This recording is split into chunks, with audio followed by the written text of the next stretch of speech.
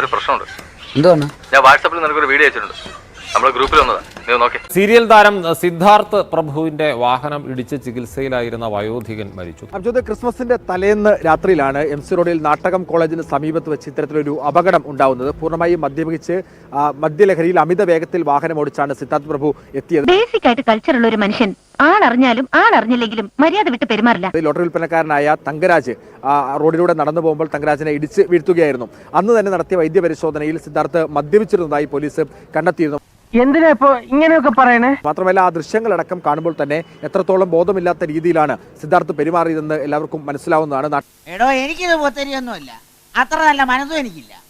വഴിയാൻ വേണ്ടാം കണ്ട വഴിവിട്ട് എന്ത് പ്രവർത്തിയും ഞാൻ ചെയ്യും, അത് രഹസ്യമായിട്ടാണെന്ന് മാത്രം. നാട്ടുകാരോടും പോലീസിനോടും ഒക്കെ തട്ടിക്കയറുകയും വലിയ തരത്തിൽ ബഹളം വെക്കുകയും ചെയ്യുന്ന സ്ഥിതി അന്നുണ്ടായിരുന്നു. പക്ഷേ അന്ന് പോലീസ് അയാളെ കസ്റ്റഡിയിലെടുത്ത് ആദ്യം ചുമത്തിയത് മദ്യപിച്ച് വാഹനം ഓടിക്കുകയും ഒപ്പം അപകടകരമായ രീതിയിൽ വാഹനം ഓടിക്കുകയും തുടങ്ങിയ വകുപ്പുകളായിരുന്നു. പിന്നീട് പോലീസ് സ്റ്റേഷനിൽ നിന്ന് ജാമ്യത്തിൽ സിദ്ധാർത്ഥ് പ്രഭുവിനെ വിട്ടിരുന്നു. യൂറോപ്യൻ രാജ്യങ്ങളിലൊക്കെ നിസ്സാര സംഭവം അത്.